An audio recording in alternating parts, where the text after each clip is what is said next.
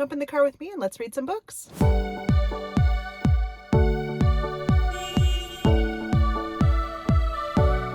I'm finding that I can't quite find my groove yet for this year. What am I going to be predominant in? Last year was heavy in the dark romance category and a few thrillers. This year I thought I was going to be more thriller heavy, but I haven't quite hit my groove with that yet. I still think that's going to be the direction I go, but for some reason I don't feel like I'm really hitting a niche any which way. I don't know. We'll see.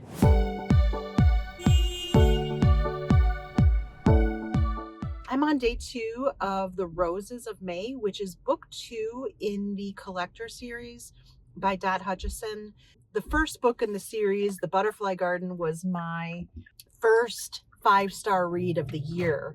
Book 2 takes place 4 months following The Butterfly Garden. And what I'm really enjoying so far is that it's not a dual storyline per se, but we have a new serial unaliver and a family that is affecting specifically. And we're also following the FBI agents from the Butterfly Garden and diving a little bit deeper into what makes them tick and diving a little deeper into who they are as people. Assumptions that I had about certain agents, there's just more to them than met the eye. Really like the direction that's going, peeling back each of their layers. Vic takes a little bit more of a backseat in this book, focusing more on Edison, which is an interesting take, given that your feelings towards Edison in the Butterfly Garden. Ramirez pops up, Inara and Bliss, and the effects and the healing of the butterflies now that they're trying to reintegrate with life and find their way. What a struggle and an emotional journey. And then we meet Priya, a survivor in her own right after her sister's murder 6 years ago by this new serial unaliver that we're following. I feel like there's more I'm not seeing, and I'm enjoying peeling back the layers slowly while the other storyline is intertwined with Priya's storyline. It's a different way to go about the story while still giving you everything that made the Butterfly Garden so great. I'm really enjoying this so far, and I'm glad I've continued on with the series.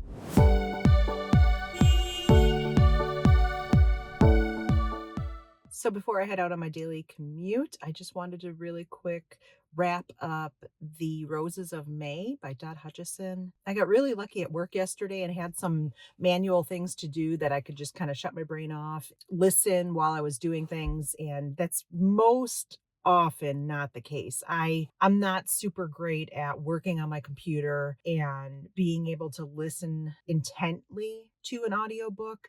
It's one or the other for my brain. It's focus on what I'm doing or listen to the book. So I wish I was one of the people of this world who could listen to an audiobook and really truly process it while doing something else, especially computer work. Wouldn't that be amazing for me? But no, at most I can have some music on lightly in the background, as long as it's not something that's super distracting.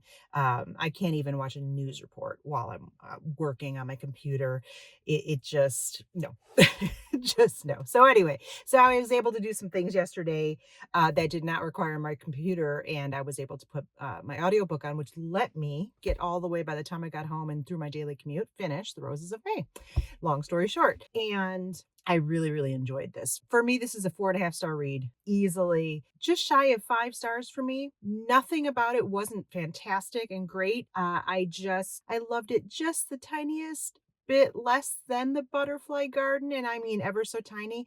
I loved the development of the characters and the advancement in the story of their lives. It's really tricky to not give away really anything from book 1 because that is so important to know all the details, and so I can't really reveal much in The Roses of May, which is book 2. But I did find that there are 4 books. Audible was having one of their huge sales I was super excited about, and this one was, I mean, technically you could buy books individually, but it was for series, finished and completed series or continuing series. They were all discounted like 80%.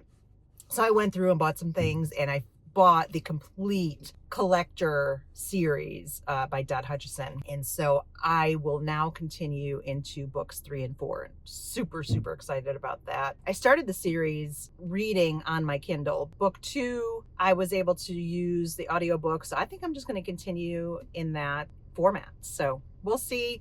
I think so far it's shaping up as an overall series, as a 5-star series.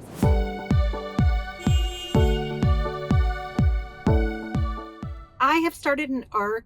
Thank you to NetGalley for sending John of John by Douglas Stuart.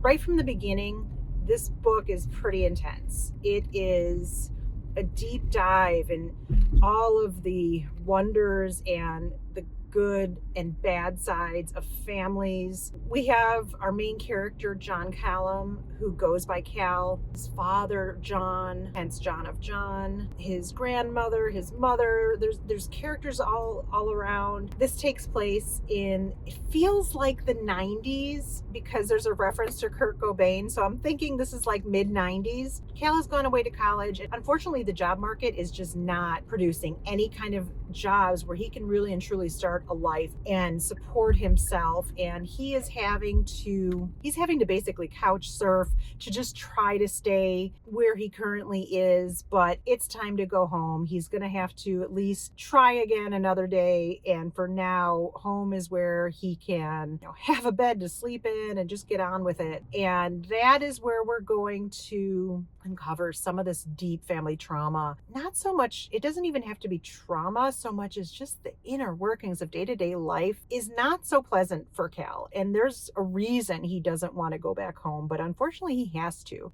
It's pretty deep. There's some really intense conversations and resentments and things like that between Cal and his father, John, between John and his mother-in-law, between John and his wife, Cal's mom. I would say it's a little bit uncomfortable reading this book.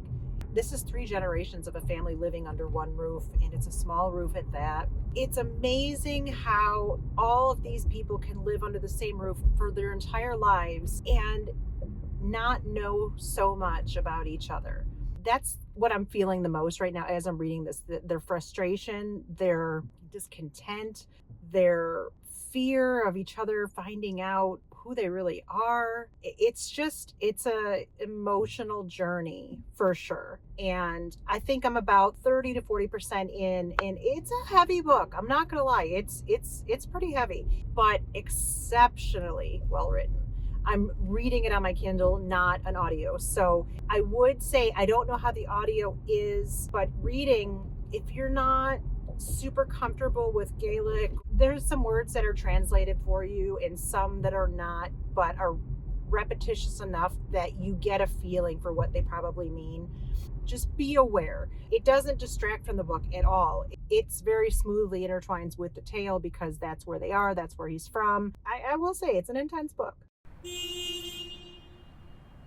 I've received an audiobook ARC from Macmillan Audio and NetGalley. It is called Lady Tremaine by Rachel Hochhauser. This is a Cinderella retelling, and I very lightly glanced at the blurb just enough to know that it's a Cinderella retelling, and I stopped right there. Like, I don't want to know anymore. I didn't want to know whose perspective it's from, what it's going to be about, what the twists are, if it's romance, if it's a thriller, if it's just a historical fiction retelling fairy tale. I didn't want to know. So as soon as I read Cinderella retelling, I'm like, awesome, yes please. So right away, as soon as I'm getting into this book, I am eating it up. I'm gobbling it up. It is juicy and fun, a totally different spin than I have seen anybody do yet. There's actually already been, this is a fairy tale land that's clearly historical in the men have swords type era. I can't say there's been a few mic drop moments, but I don't know, what would they use? Scepters and orbs drops? Like, I don't know. Whatever that period would have. There's been some one-liners, boy, that are pretty had me laughing hysterically and also kind of gasping because I was like, oh dang. Okay then. So far, I'm only 20% in. I am having a blast going through this, and it's really, really well written. The narrator is doing a wonderful job differentiating the voices for me.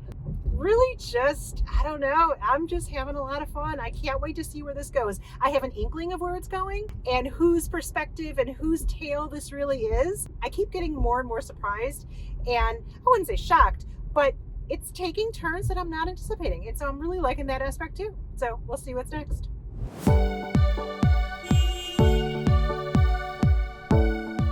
So I finished John of John, and I think I should lead with, this is not my typical read. This is not something I would typically reach for.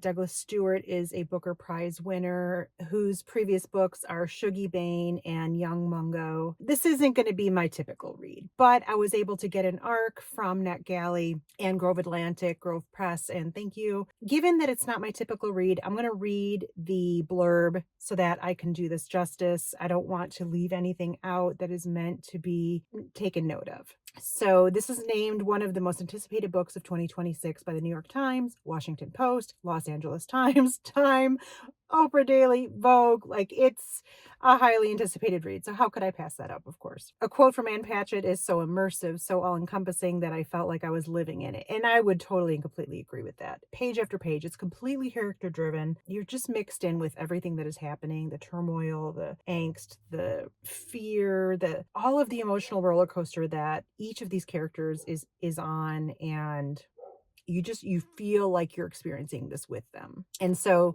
the blurb. From Booker Prize winning and New York Times bestselling author of Shuggie Bain and Young Mungo comes a vivid, moving novel following a young man returning to his Hebridean island home, a portrait of a father's expectations and a son's desires. Out of money and with little to show for his art school education, John Callum MacLeod takes the ferry back home to the Isle of Harris on the Outer Hebrides to find that little has changed except for him.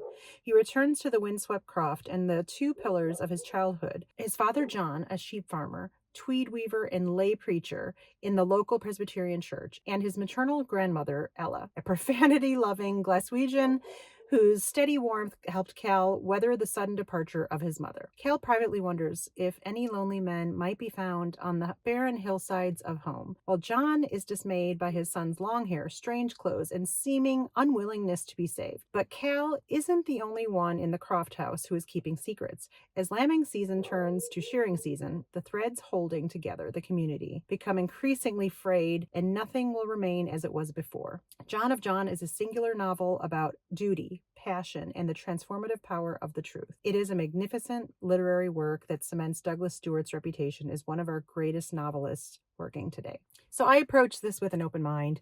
This is, again, not my typical genre. It's a very heavy read. It is emotionally sometimes exhausting, but in a very good way. It's so well written that you just feel every chapter, every step of the way with Cal. I would say it is probably, just put it right back on the Booker Prize shortlist. It is masterfully written. While it's not something I would grab, I am extremely aware that this is a 5-star read. It is 5 stars. It is so well written. It is really a masterclass in tale of families, of secrets, of loss of one's dreams. There's just so many facets to this book that it would be idiotic of me to deny it the 5 stars. It's an amazing read. It may not be something that I would typically grab, but privileged to have read it. I'm blown away by what a masterclass this was.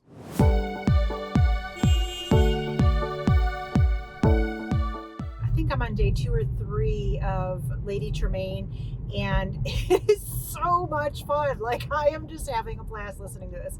This is as close as somebody like me who's not super emotional will get to kicking my feet. Like, this is so, oh, it's so juicy. What an imaginative retelling of Cinderella. I'm enjoying this so much. And when I started, I couldn't figure out, like, how are you going to retell this, especially from the stepmother's point of view? And oh my gosh, it is so much fun. I'm 66%, and it could drag out for another week if it wants to, because it won't be dragging. It'll be flying, and there's just so many little juicy tidbits. I'm loving this. I'm having a blast. I'm hoping I don't finish for another day or two because, like I said, I'm having so much fun. This is as close as I will ever get, I think, to kicking my feet. I'm just gobbling this up. It's so much fun. I finished Lady Tremaine, and I would say it was 5 stars for me until the very end. And this is strictly personal preference. In my brain, the story was going a slightly, and I mean just slightly different direction. And while the direction it went is, I totally get it. It works. It is a slam dunk of an ending, without a doubt. I just would have preferred a slightly different ending. And so, like I said, that's just personal preference. So that would be the only reason it would bump down from a 5, which would have been the ending I wanted, to I'm going to go with a 4.5. It was really written so well and had me hysterically laughing for so much of the book that it's rare that you can find an audiobook that either has you gasping, there was some mic drop moments, there was just outright shock. It was just really, really good. I don't know how it's going to read, but as an audiobook, Bessie Carter, who plays Prudence Featherington in Bridgerton, voices all the characters in Lady Tremaine and does a wonderful job. You're able to pick the inflections up from all the different female voices, the male voices. It just, wow, really, really great job. And so, like I said, I don't know how it's going to read. I would imagine just as well, but she adds a little extra something, and that alone wouldn't take it from me from a 4 to a 4.5. And so really, really, really enjoyable audiobook. I highly recommend it, especially if you love a good Cinderella retelling. And I'll tell you what, you cannot possibly dream up what happens in this book. I promise you. I didn't see it coming. I don't read blurbs purposely. I stopped, I think. Let me just read you the blurb and I'll tell you. Twice widowed, Lady Etheldreda Verity Isolde Tremaine Bramley is solely responsible for her 2 children, a priggish stepdaughter, a razor-taloned peregrine falcon, and a crumbling manor. Fierce and determined, Ethel clings to the respectability her deceased husband's title affords her, hoping it will secure her daughter's future through marriage. When a royal ball offers the chance to change everything, Ethel risks her pride in pursuit of an invitation for all 3 of her daughters, only to see her hopes fulfilled by the wrong one. As an engagement to the future king unfolds, Ethel discovers a sordid secret hidden in the depths of the royal family, forcing her to choose between the security she craves and the well-being of the stepdaughter who has rebuffed her at every turn. As if Bridgerton met Circe, and exhilarating to its core, Lady Tremaine reimagines the myth of an evil stepmother at the heart of the world's most famous fairy tale. It's a battle cry for a mother's love for her daughters and a celebration of women everywhere who make their own futures. And completely agree. Just as a mom of now young adult children, yeah, I totally agree. What she does and the struggle and her grit and fight for her kids is really enjoyable start to finish, and it's just an interesting take on evil stepmother. That's all I'm going to say. I'll leave it at that, but I highly recommend. Thank you to Macmillan Audio and NetGalley for letting me get an early version of this. I enjoyed this immensely. If you're looking for just a really good audiobook to listen to while you're cleaning or walking or just relaxing, this is it. This is so much fun. I say give it a try.